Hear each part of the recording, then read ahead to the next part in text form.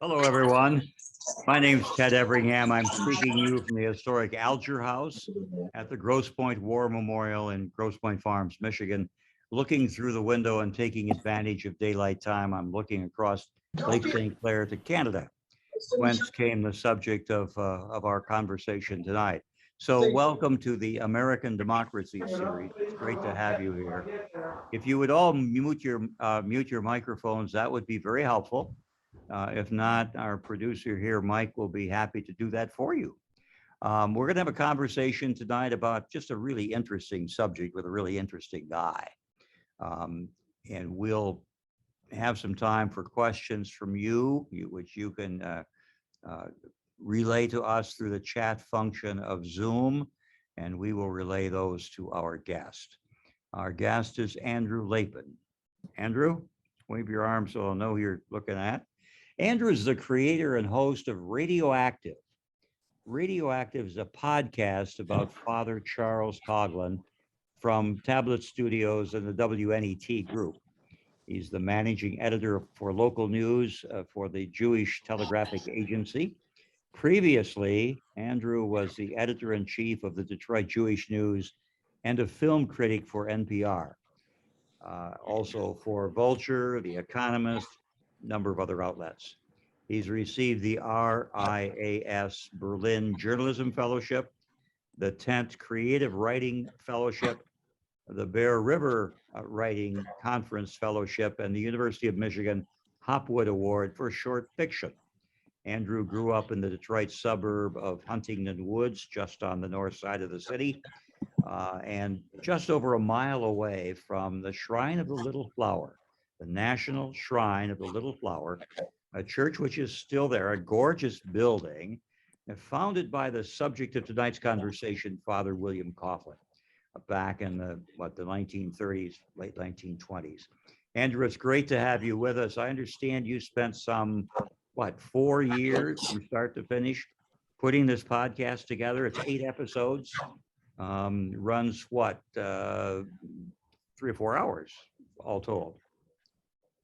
It's great to have you with us. Thank you, Ted. Thank you so much, everyone. Tell us a little about your work. Absolutely, I will. Thank you. Can you hear me? We can. Wonderful. Thank you so much, everyone, for coming out. I'm really excited to be here with you today, and I am about to share you on a brief presentation that hopefully will work. I just got my audio, but we will just roll with it. So this is an abbreviated version of a talk I give that is in itself a summary of this podcast that Ted mentioned, which is a much more extensive version of the history. But the show is called RADIOACTIVE. The show focuses on Father Charles Coughlin and his role bringing fascism and demagoguery and anti-Semitism to America. This is the logo for the show. You can find it on Apple and Spotify and all these other platforms that wherever you normally get your podcasts. As Ted mentioned, the story begins here at the National Shrine of the Little Flower Church in Royal Oak, Michigan, just about a mile or so away from where I grew up in Huntington Woods.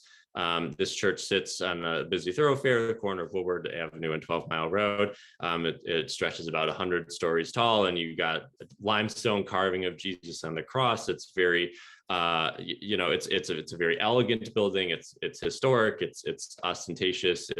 It makes its presence known. And my earliest memories of it are from when I was a kid. And my dad, who grew up in the Detroit area, would take me through, alongside the shrine, and he would point up at it and say, every Jew in Detroit knows the story behind this church, because this church was founded by a priest who had a radio show that attacked Jews, and millions of people listened to this person, and they sent him money to build his church. For some reason, that last part always stuck out with me. They sent him money. They liked what he was saying. This is America. I thought, land of opportunity and pluralism, but but there was a time when someone could go on a mass communication channel and spread lies and hatred about a group of people and receive financial reward and popularity for his troubles. And that was what began, I suppose, almost a lifelong journey or obsession of mine, to understand more about the man behind the church, the Shrine of the Little Flower, who is, of course, Father Charles Coughlin, the radio priest. I know how the followers of Marx crushed out liberty in Russia, Spain, and elsewhere. I know what they would do in the streets of New York and Detroit and Pittsburgh and Philadelphia today if they thought they had power to accomplish their ends. Before they grow more forceful and powerful, and it will not be long until they will have done so, before then, it is time to eradicate them mentally, spiritually, and physically from our midst. Thus, the combat today is between the so-called popular front and the Christian front. It is a combat upon whose outcome the destiny of America hinges. It's a destiny of happiness and victory for labor, or misery and slavery for labor. Where do you stand? What do you plan to do? Which emblem do you want to fly alongside the stars and stripes? The hammer and sickle, or the cross of the crucified Redeemer? So that was just a little taste of Father Coughlin. The music added for dramatic emphasis and effect, courtesy of my podcast. But what is he talking about there? I don't know if you could hear him quite clearly. So I just want to quickly, tell you about the kinds of things he was saying on his radio show, which was a weekly show, which reached 30 to 40 million Americans every week, which was around a quarter of the country at the time. So he has a larger audience in the 1920s and 1930s than the combined audience of every cable TV news show, radio news program today, right? He had a massive audience. He was using the audience to say things like, before the followers of Marx, right, communists, grow too powerful, we must eradicate them mentally, spiritually, and physically from our midst, right? So what's he do? He's calling for violence. He is using his radio show to foment a revolution, a violent overthrow of the elites in power, who he believed were secret communists, and he is very deliberately egging on his followers, and he makes it quite clear from his radio show and other publications that he believed that the people behind the communists were the Jews, which is a very common conspiracy theory, an anti-Semitic conspiracy theory that Coughlin was dipping into wholeheartedly. And it's because he spread this kind of message with such regularity and such intensity and such shamelessness to every corner of the country that I deem Father Coughlin America's first mass media demagogue. So many of you likely know a demagogue, is a figure, a leader who appeals to the masses, appeals to fear and prejudice, rather than rationality, exploits people's insecurities about the demographics changing around them, and claims to speak for the people, speak for the common man. Coughlin had an extra point in his favor as a demagogue because he also wore the priest's collar, right? So he was a man of the cloth, and he could sort of claim to speak for God. Certainly America had demagogues in the past, continues to have them in the present. But the thing that made Coughlin really unique, which really, I think, to me signified a turning point in how we talk about these things, was that he was the first person to seize on a form of mass communication, in his case, radio, to reach an audience the likes of which had never been seen before. The size of it, the instantaneousness, the manner of his way of speaking, very much exploited a new technology for his own aims and benefit, and sort of went nuclear on the question of how you can gain an audience and then whip them up into a frenzy in kind of record time. So Coughlin was active for a very long time in American life. He was a celebrity, as I know it here. He first came to the U.S. from Canada in 1926, which was also the year he founded the Shrine and the year he launched his radio show specifically to pay for the Shrine. He kept his radio show for a good 14 years until 1940, continued to have a newspaper for a couple years after that until 1942. So this is a very long stretch of time, about 16 years, where he has a national platform and he is doing with it, what he pleases. So having a little bit, oh, here we go. All right. So in addition to his radio show, he also had an entire political movement, right? He wanted to be a political player. So he, in 1936, which is really the height of his popularity, he launches the National Union for Social Justice, which is a political third party. Accompanying that is a magazine, a national newspaper, which is printing all of Father Coughlin's thoughts and arguments about the issues of the day, including his thoughts about the Jews, right? He uses the paper to publish, among other things, the Protocols of the Elders of Zion, which is an anti-Semitic forgery. He also publishes, at one point he plagiarizes Joseph Goebbels, the Nazi propaganda minister, but in much more blatant ways too. He is cheering on various fascist leaders in Europe, coordinating with their rise to power. So he's a big fan of Mussolini, he's a big fan of Franco, and he is not necessarily too displeased with Hitler. We'll just put it that way. So he is also making a run for the White House, recruits a sitting member of Congress to run for president. Really, as I said, fomenting this sort of anti-elite, anti-establishment air in the country. And this was kind of the real danger that he was posing to America at the time. So why was he so successful? These are really the quick bullet points. As I mentioned, the early days of radio, brand new, unregulated medium, very similar to how we think about social media today. Father Coughlin really seized on this tool and exploited it for all it was worth. Number two, a massive factor in Coughlin's success, the Great Depression, which hit in 1929, just a few years after he started broadcasting. Millions of Americans are going out of work, and of course they are looking not only for someone to blame for their troubles, right, but they're also looking for a solution, a way out, someone to follow. Father Coughlin gives them that figure, almost a messianic figure, some would say, because he gave a voice to their troubles that they weren't hearing any politician of the time talk about, and so this is also what leads to familiar political waves of anti-establishment, anti-elite, anti-government, the belief that the people in power don't necessarily have all the answers, strong currents of racism and xenophobia coursing through America at this time, which Coughlin was all too happy to exploit. I also like to remind people that in the 20s and 30s, fascism was a very appealing political movement to a lot of Americans, and so was Nazism. This was not an agreed upon bad thing, right? That there were huge contingents of Americans who were earnestly debating the value of fascism in this country, and so this was a moving target, and Coughlin was very much on the side of fascism. He said as much. He was also on the side of anti-Semitism, even though this he would occasionally deny. But anti-Semitism was certainly everywhere in 1930s America. Negative sentiments against Jews were rising, and people, as I said, wanted to blame someone else for their problems, and Jews are always a convenient scapegoat for that sort of thing.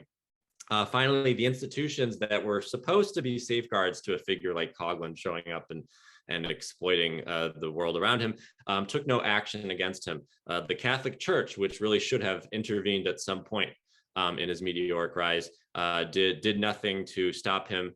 Neither did the federal government until very late in Coughlin's broadcasting career. Both of these institutions, they were not only for many years, they did not take him seriously as a threat to the natural order.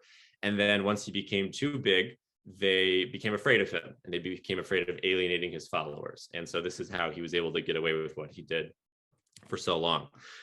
This culminated in probably the most significant move that Coughlin did, which is that he fomented a paramilitary group called the Christian Front. This was a Christian nationalist pro-Nazi group that took their orders directly from Father Coughlin. In 1939 and 1940, they would listen to his radio show. He would egg them on. He would say, "I encourage the Christian Front to carry on," which you heard in the clip. And then these members of the Christian Front, young men mostly, would grab their weapons. They would have target practice, and they were actually plotting to overthrow the government of the United States. The FBI put several of them on trial. This was their intention. They wanted to, take down President Roosevelt, and they wanted to take down Congress, and they wanted to install like a new order that would be Nazi aligned and that would be favorable to the likes of Father Coughlin. So Coughlin fomented this. He encouraged it. And this was ultimately what led to his downfall. So all of that is, of course, a fascinating story. But why did I make this podcast today? Well, a few reasons. Number one, anti-Semitism. It was, of course, a huge factor in American life in the 1930s. And you may know that it is on the rise once again today. The neo-Nazi march in Charlottesville, the Tree of Life synagogue shooting in Pittsburgh, which was the deadliest anti-Semitic attack in American history. Many of you also probably know most recently there was a hostage crisis at a synagogue in Texas. So these instances continue to be deeply alarming to the American Jewish community. We often refer to anti-Semitism as the oldest hatred because it has always existed in some form. It just takes different approaches. It looks differently depending on the era. This is the era we're in right now. This is what anti-Semitism looks like now. And, I tend to believe it's important to keep talking about it and reminding people that it is still very much with us. Number two, the rise of, as I've said, anti-government groups, right? Anti-government militias even. On the left is the Christian Front. In 1939, on the right are a group of armed protesters who showed up at the Michigan State Capitol, State House in Lansing in the summer of 2020 to protest COVID-19 restrictions. You can ask yourself what are people who are so heavily armed looking to do on government property? Well, we had something of an answer in the bottom photo, which is of course from the January 6th insurrection. These forces, I feel like you can trace a pretty clear line back to the sort of movements that Father Coughlin perpetuated, and that understanding how he did what he did helps us make sense more of this current moment, because history does not necessarily repeat itself, but it does echo. And these are important things to keep in mind, I believe. Why a podcast, why not a book? Well, print biographies of Father Coughlin have been written in the 70s and 80s and 90s. And I wanted to do a deep dive that would feel a bit different, feel a bit more current, that would most importantly place you, the listener, in the shoes of one of Father Coughlin's listeners so that you can hear his voice, you can understand better on a psychological level the intimacy, almost the seductiveness of what he was saying, why he was so good at it. I've also become very interested in podcasting as a format. I basically had to teach myself how to make a podcast in order to make this, but I like that it provides an opportunity for very sonically rich cinematic storytelling that is also a nod to radio, old-timey radio, right? Bringing history into the present. This is what public historians and this is what journalists like myself seek to do, is to engage our audience on these complicated issues in very dramatic and accessible ways. But mainly I made this because I kept hearing this word everywhere called unprecedented, for the last few years. I keep hearing it in the media. People keep saying what's happening now in America is completely unprecedented. It has never happened before in American history. And, respectfully, I beg to differ. I think as we see in the story of Father Coughlin, there's quite a lot of precedence for what is happening today. And we can find that story all in one radio priest from the 1920s and 30s from right here in Detroit. He has a lot to teach us today, not necessarily the things he wanted to teach us when he was active, but we have a lot to learn from him nevertheless. And I think the more we understand Father Coughlin's story, the more we can understand our own. Again, that was an abbreviated version of an abbreviated version of his life. I hope you will check out the podcast. Please feel free to reach out to me if you have a Father Coughlin story or question you would like to share. And I know that we wanted to do some question and answer, so I will stop sharing my screen. I will turn it back over to you, Ted. Thank you again for having me. Well, Andrew, thank you. You're welcome, all of you, to submit questions to us through the chat function on of Zoom, and we will relay those to Andrew. I want to thank, before we go much further, Eddie Visco of the Ford Institute for Leadership in Public Policy and Service at Albion College. One of our viewers tonight, we're having trouble getting his picture on, is Mitchell Wilsius from Albion. He's a senior there, and if we can get him and get his face on the screen, we'll invite him in. But the rest of you certainly are welcome to submit questions. I have questions. I'm kind of a student of radio. I spent a long time, 20 years or so of my younger days working in radio. And the late 1920s, because of the Depression coming on the heels of all of the frolic of the earlier part of the 20s, followed by all of that uncertainty and the change of administrations in 1932 and the Roosevelt New Deal era, is all very revolutionary. A lot of change in political thought was going on at the time. And as you've correctly pointed out, Andrew, radio is a new thing. Father Coughlin's first broadcast occurred before the Federal Communications Commission was formed by Congress, right? And so it was interesting to me, having listened to your podcast twice now. One of the most interesting things to me was his approach to Franklin Roosevelt leading up to, during, and after 1936. Could you tell us a little about that? To me, that's a fascinating, was it evolution in his thinking? Talk to me about that. It's a very good question. Father Coughlin's relationship to Franklin Roosevelt is like a key turning point in his story, which we get into in the show. I think it speaks to Coughlin's capacity as a demagogue, someone who doesn't necessarily have a clear political line of thinking, right? Because for those who may not be aware, Father Coughlin was actually very supportive of Franklin Roosevelt in his initial presidential campaign in 1932. Coughlin wanted Roosevelt to be elected. The incumbent, Herbert Hoover, was really deeply despised by most of the American public, and Coughlin wanted influence and he wanted power. And maybe he did agree with FDR in the beginning, right? Famously, Father Coughlin recorded campaign ads for FDR. He actually coined a campaign slogan, "Roosevelt or Ruin." He praised, early drafts of what would become the New Deal. He's saying they were good for his listeners. He was very pro-worker too. I should add that, Coughlin's political ideology doesn't neatly line up with how we think about right and left today. And so there are a lot of reasons for Coughlin to certainly be supportive of FDR before he was elected, but Coughlin also wanted something from Roosevelt, right? He wanted maybe a cabinet position. He wanted just some kind of power and influence, which Roosevelt would not give him. He was very afraid of Coughlin's followers and kept the radio priest at arm's length. And so it's really only when Coughlin realizes that the president's not going to take his calls, the president's not going to keep inviting him to the White House for secret policy meetings, the president's not actually going to give him what he really wants, which is power and influence, Coughlin no longer has any reason to support him. And that's why he turns on him so quickly. And only 4 years later, when FDR is running for a second term, that is when Coughlin is mounting a campaign literally against him. And all of this is driven, I believe, and the history sort of bears out. Coughlin's shift in political ideology is driven almost entirely by his own personal animosity and his own interests, his self-interest.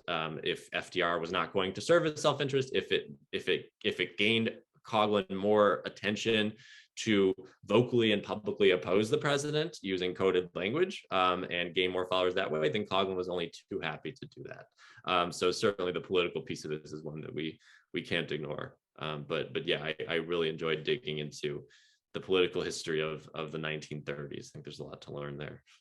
It's a fascinating time. even without Father Coughlin, wasn't it? I see that Mitchell Wilsius. Am I pronouncing that right, Mitchell?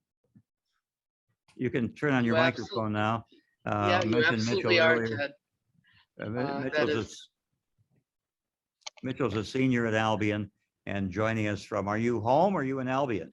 I'm in Albion. I actually live at the Goodrich Club. Used to be a Okay. seminary school for the Methodist Church for the students that went to Albion. And now it's sort of like a kind of a catch-all for Albion students that need a residential place while they kind of transition to adult life. So Well, that's where I'm at right now, and very artsy location, lots of paintings on the walls, etc. okay. But it's really Well, a nice. Mitchell's originally from the Upper Peninsula, Western Upper Peninsula near Ironwood, and that's why I asked the question, because it's still spring break at Albion College. You had a question for Andrew. Yeah, Andrew, love the podcast. Have to say, I haven't completely finished it yet, but I was very intrigued when Eddie brought even the concept of Coughlin to my like purview, and in one of the early episodes, when Coughlin was trying to find money and get fundraising initially for a shrine, Babe Ruth was mentioned, and I thought that was a very odd like cross section or like connection. Could you like talk about that a little bit and tell me what you know about that, because it was mentioned very like well in the podcast, but I think everyone else would benefit from hearing about it. Yeah, for sure. Thank you, Mitchell. Yeah, Coughlin was pretty shrewd in exploiting the connections to celebrities of the time, right? And so in 1926, when Coughlin came to Royal Oak and was sort of put in charge of this parish, right? At that point, Royal Oak, I don't know if calling it a backwater burg is like too harsh, but it certainly was not built up to the level that it is today. Although a lot of people, which meant a lot of Catholics, were moving to Detroit to work in Henry Ford's plants. But so Coughlin had a lot to work with here, and he needed to get a lot of attention for his church, and he needed it fast. He was hobnobbing with a lot of the Detroit elite, industry elite, and it was through those connections that he met a prominent scout for the Detroit Tigers, Wish Egan. Baseball historians may know the name. And so when the Yankees came to town, Coughlin was able to lean on his connections with Wish Egan and the Tigers to convince the Yankees to bring Babe Ruth and several other players to the church to hold a little fundraiser. And they advertised it in the paper, and Babe Ruth was a devout Catholic and seems to have only been too happy to help in the growth of this church. And so when people, just like today, if you want attention, you bring in a celebrity, right? And so that's pretty much what happened here. People flocked to the church from all around. People who were not Catholic, people who had no intention of joining the parish, nevertheless donated money. And this was like an early brush with fame for Father Coughlin, and likely played a role in him deciding that he wanted more attention for himself. He wanted to find more ways to keep the spotlight on him, and that led pretty much directly to his radio show. But yes, that it's sort of wild how I think Coughlin is maybe seen by a lot of people as like a fringe historical figure, and yet he has all of these ways in which he intersects with these very significant figures of the time, including Babe Ruth, including FDR, and including J. Edgar Hoover, Huey Long. I can keep going, but that's one of the things that was also very fascinating, is like thinking about Detroit as being like the center of America at the time where this kind of stuff could happen. So just thank you for your question. Yeah, I loved the idea of like secular saints used as well for like American like famous people, because that's a lot of our culture's famous people, I feel like. Well, Andrew, obviously there was a great deal of research that went into producing this podcast, which it's 8 episodes, right? One of them's nearly an hour. The Yes. other 7 are roughly half an hour. So we're talking about 4.5 hours of podcast, and a lot of work. So one of the viewers asked if there is a particular book that you would recommend as a kind of best single summary or source about Father Coughlin. Yeah, absolutely. Well, there's the book that I believe is now out of print by local historian Don Warren, which is called Radio Priest, which was very helpful to me in my research. If you can find that, I would definitely recommend it. There's also a new book that just came out that I should mention because its author Charles Gallagher was a great help to me in researching my podcast. But the new book is called Nazis of Copley Square: The Forgotten Story of the Christian Front.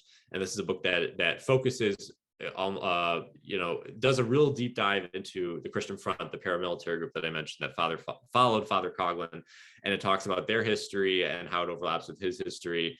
And it goes much further than a lot of other places do. Gallagher, the author, makes his point in the podcast that to the degree that historians know what the Christian Front was, they sort of wrote it off as as just like a couple hoodlums messing around, right? Not a serious threat to the U.S. government or anyone else. But he makes the point that actually they were a considerable threat. They had resources, they had some kind of connections to Nazi Germany, and they were really making a name for themselves, especially in Boston and New York, and a little bit here in Detroit. So I would recommend that book as well, Nazis of Copley Square. And if you want more references, more resources that sort of spill out from what you hear in the podcast, definitely visit its webpage on the WNET website. There is a study guide there, and I include references to other books and historical talks and documentaries and things that people can access for a deeper dive. And with your characteristic modesty, I'll say for you, Andrew, that a great source of information about Father Coughlin is the podcast itself. It's very complete and very listenable. One of our viewers said, "What was it in Father Coughlin's life that created his anti-Semitic message? And when did the church begin to shut him down, to censor him and the message he was delivering?" Both great questions. I'll start with the first one. What was it about Father Coughlin that made him so anti-Semitic? It's hard to say for sure.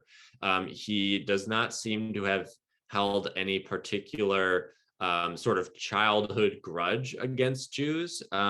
His anti-Semitism developed in a way that was probably common at the time, which was through this conspiracy theory that I mentioned, which is called Judeo-Bolshevism. Basically, the idea that Jews are the puppet masters pulling the strings behind communism, which was definitely Coughlin's number one enemy, right? He hated communists, everything about them. He would read all these news reports of communists showing up in Europe, and he would want answers, and he wanted to keep them as far away from America as possible. He thought they were absolutely the devil incarnate.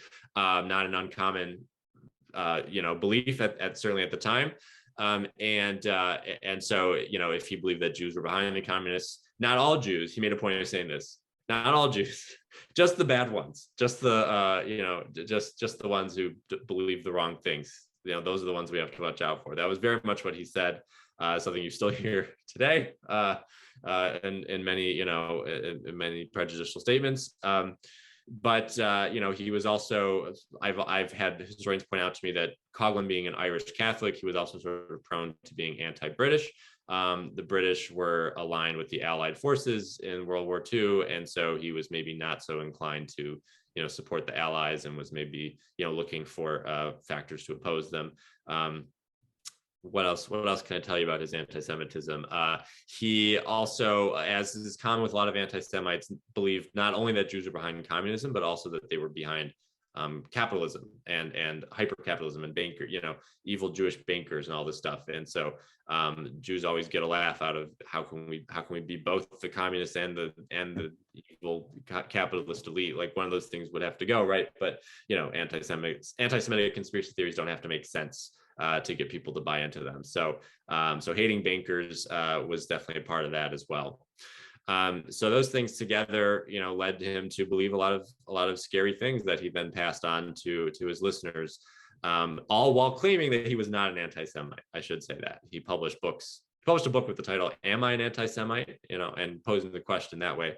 But he was always very quick to say, "Oh, I have Jewish friends. My beef's not with all the Jews," all the stuff you would sort of expect someone in his position to say. The second question, when did the Catholic Church intervened to shut him down. This happened it happened over several years. There was sort of a stealth or like a shadow campaign going on, right? Because Coughlin, like all priests, he had a direct superior, the bishop of his parish. And that bishop was for the first decade of Coughlin's career in Detroit. That bishop was Bishop Michael Gallagher, who was very supportive of Coughlin's ambitions and did not particularly care what Coughlin was saying on his radio show and his newspaper, so long as the money kept flowing into the shrine of the Little Flower. After Michael Gallagher dies, the church knows that that this guy is a problem, and so they appoint a bishop named Ed Mooney, whose pretty much sole responsibility is to find a way to muzzle Coughlin. And so they go back and forth, as I said, for years, really, on like the content of his radio addresses, the exact degree to which Coughlin, could make public statements. Coughlin would always find ways around Mooney, and the church's desire to settle this quietly was very much at odds with Coughlin's desire to make everything a loud and boisterous conflict. Our Catholic Church historians also make the point that the church was only prepared to discipline its clergy in a local hierarchical fashion, by diocese. They were not prepared for a figure like Coughlin, whose fame and influence transcended his local diocese and actually became a much bigger problem, a global problem for the church. So there was sort of a steady, attempt to muzzle Coughlin. There were several efforts by Coughlin to weasel out of sort of direct ecclesiastical authority. And then finally, when the Christian Front episode explodes and the FBI, arrests these anti-government conspirators, and when Father Coughlin comes out publicly and says that the Jews deserved what happened to them at Kristallnacht, the night of broken glass, the beginning of the rounding up of the camps in Europe, that is when the church says enough is enough. And they basically yank him off the stage. So that drama, that saga of the sort of big institution that it fails to take action too quickly is in many ways the story at the heart of all of this. So definitely a crucial part of what we're talking about. Late in the broadcast career, according to your podcast, Father Coughlin was required to submit his scripts in advance to the bishop. And late in the history of the broadcasts, editorial suggestions or demands were made. And it all ended with this very dramatic broadcast that wasn't a Father Coughlin broadcast, with the resonant early 40s announcer saying, "You won't hear Father Coughlin today." And that was very dramatic, and I didn't know if that was Father Coughlin's way of teasing for the next episode, or it was really him surrendering. What's your thought? You can hear that he loves the drama there, right? He already understood.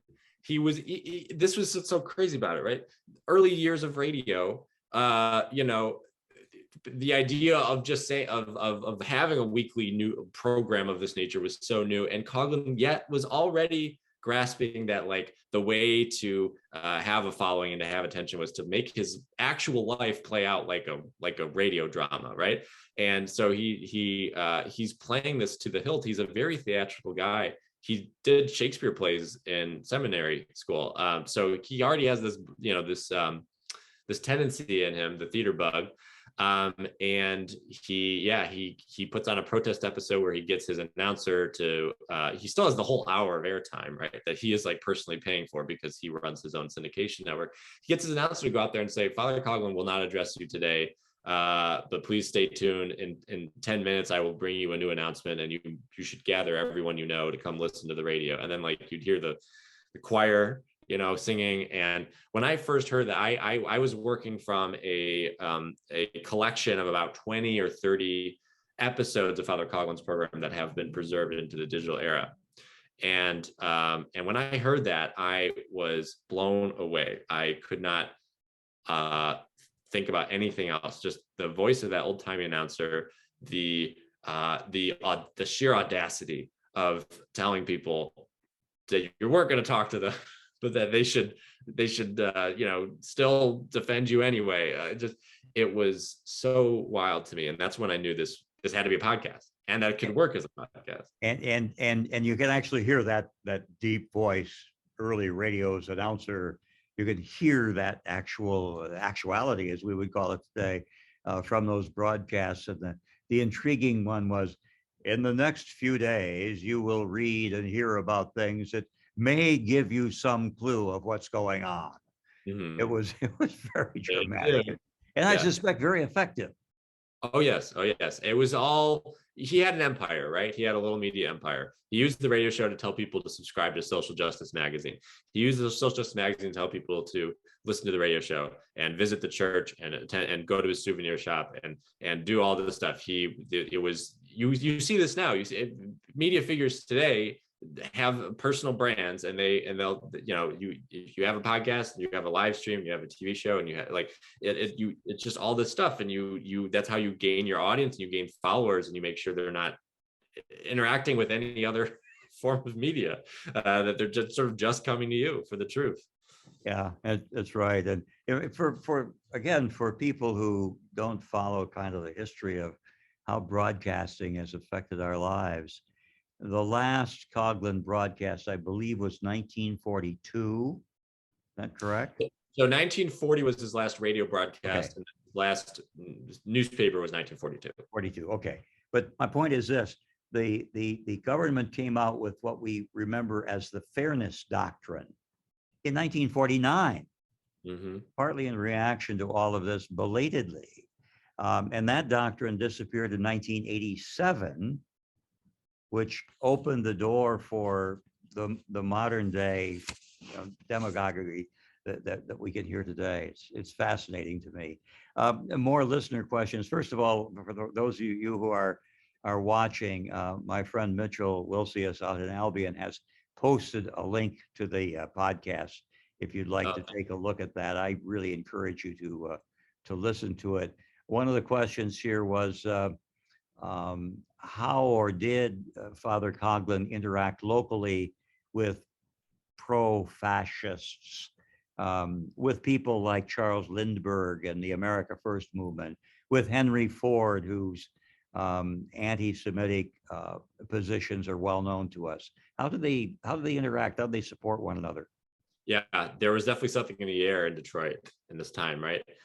Which is, I think, one of the reasons why I'm so fascinated by the city in this time period. To orient people, so Henry Ford's heyday is really like the 1910s, 1920s, and kind of shortly before Coughlin arrives on the scene, Ford has tried and failed to launch his own anti-Semitic media empire by buying a newspaper called the Dearborn Independent and forcing it to be distributed for free at all of his car dealerships, which turns out to be a terrible business decision, especially once Henry Ford is using his newspaper to print articles like The International Jew, The World's Problem, and reprinting the Protocols of Zion, which I mentioned earlier. So Ford is trying to do the media demagogue thing in addition to the industry mogul thing. He is not as good at being a demagogue as he is at being a mogul. And is sort of getting out of the media business, but he certainly paves the way for Coughlin, right? And Coughlin and Ford did know each other. The record isn't entirely clear about how much Coughlin was, say, funded by Henry Ford, but they certainly traveled in the same circles. And there are reports that Coughlin, for all of his professed love for the working man, was actually invited to help Ford deliver some speeches to prevent some of his plants from unionizing.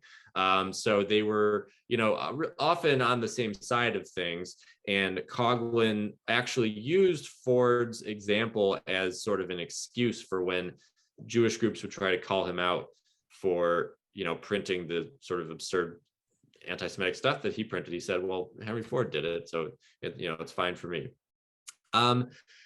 Charles Lindbergh and the America First movement arrived pretty much soon after Coughlin gets whisked off the national stage, right?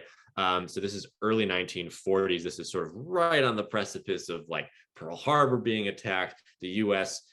finally entering World War II, and so right when that happens is sort of when the idea of America first is no longer cool, but like there's this brief moment in time where it is a potent political force. And when Coughlin was forced off the air, Lindbergh, who was already an American hero and a celebrity at this point for his World War I exploits, this is when Lindbergh steps onto the stage. And if you have not seen the excellent HBO miniseries The Plot Against America, or read the Philip Roth novel it is based on, I highly recommend it. It is very much it is about an alternate American history in which Lindbergh became president because he had floated the idea of a presidential run. And you can see in those works very much what the sort of political ideology that Coughlin was perpetuating, even though Coughlin himself, to our knowledge, did not have much to do with Lindbergh's own entry into the political stage. Lindbergh was certainly picking up the flag that Coughlin had left behind. So all of these figures were sort of dancing around each other and sometimes in tangent with each other. And they were all pushing a lot of the same ideas, which was isolationism, sort of in the guise of patriotism. We don't want to get involved in foreign wars. And we certainly don't want to get involved in any war involving Jews. That was really what the America First movement was pushing. So yeah, there's the history is much more expansive than just Coughlin, certainly, in the Detroit area. If you have a question for Andrew, please post it in chat. We're watching that constantly and relaying them to him. There was a tale back in, I think it was the late 1920s, a story about the Ku Klux Klan burning a cross on the lawn of the shrine of the Little Flower. Did that happen? So we don't know if it happened or not. It is the sort of the origin myth that Coughlin used for the Shrine of the Little Flower, where he said, in the early days of the parish, he woke up one day and the Klan was burning a cross on the lawn as a way to threaten the Catholics and keep the Catholics out. And Coughlin was so overcome with anger that the symbol of the cross could be perverted as a symbol for hate that he vowed to start his radio show and spread love and peace and the gospel. So it's a story that proved very useful, very fruitful for Father Coughlin. It made him a media star. As we said, there's no record of it happening in the local papers. However, I have been informed that doesn't mean it did not happen, because it was happening all over the place at that time. The Klan was very active in suburban Detroit. They were very anti-Catholic, in addition, to hating Jews and Black people, and this is certainly something they would have done. There are many documented instances of Klan members burning crosses on the site of Catholic churches. So it's the sort of thing, evidence of absence of evidence, all of that.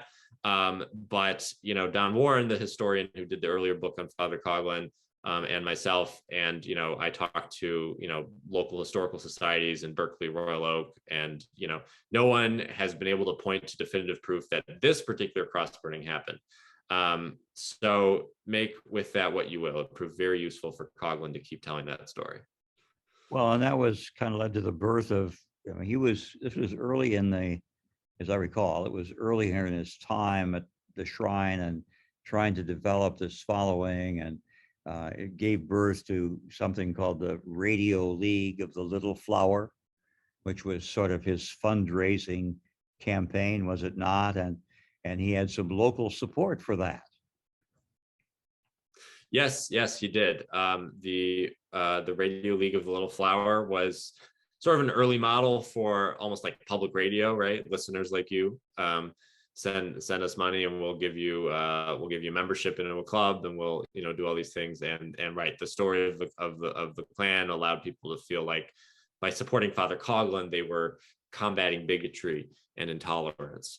And he had a lot of local support. He had a lot of national support. He had pilgrims who were coming from all over because they heard him on the radio, and they would come to the shrine. And there are I believe there are engraved plaques made out to all 50 states on the base of the shrine's tower to signify the people who would come to visit Father Coughlin during that time. He also had friends in the Detroit area who helped him get started on the radio and continue to provide financial support, including the Fisher brothers. We know the Fisher building. including Eddie Rickenbacker, who was a World War I hero and a virulent white supremacist. Yeah, he had a group of friends he called the Evil Four. They would meet at the Detroit Athletic Club, and meet at the racetrack and just sort of hobnob and sort of plot things. And so he had a lot of local backers, and he got on the air at WJR, a very powerful Detroit radio station. And this was the springboard by which he became a national celebrity and almost kind of outgrew his parish. So there's so much more we could talk about, but the Shrine of the Little Flower, the building that's still there today, of course, probably wouldn't have existed without his radio broadcast, right? Isn't that the vehicle by which he raised most of that money? Absolutely. It's important to point out Coughlin was not he was not corporate backed, right? He really was completely independent. It was people sending him $1, $2, whatever they could afford. During the Great Depression, when people did not have money, but they were sending money to Father Coughlin because that's how much they valued him.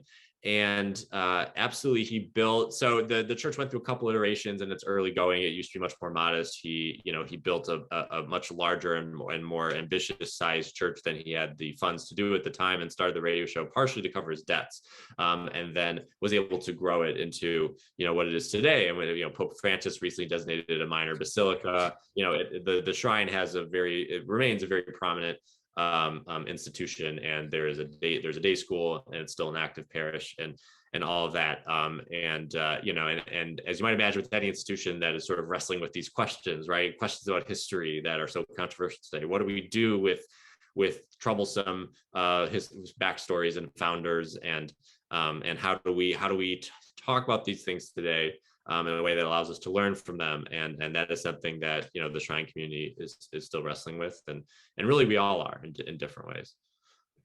So you corrected me earlier. The last broadcast was in 1940, I think, and then the magazine Social Justice went out of business in 42. Correct. But Father Coughlin was around for a long time after that. What's the after story? Yeah. So he made basically the secret deal, right? He avoided being prosecuted for sedition, which was a risk that he could have run up against if J. Edgar Hoover had his way.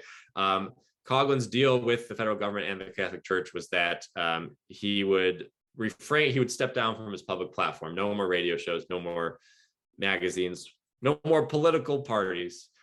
He could just be a quiet parish priest, and if he did that, the government would leave him alone. And that's exactly what happened. He continued to be the head priest at Shrine for 24 years, something like that, after his time in the limelight had ended. And so, he still was involved in the day-to-day workings of the church, and still gave very long-winded, speeches. They were just only to his congregation.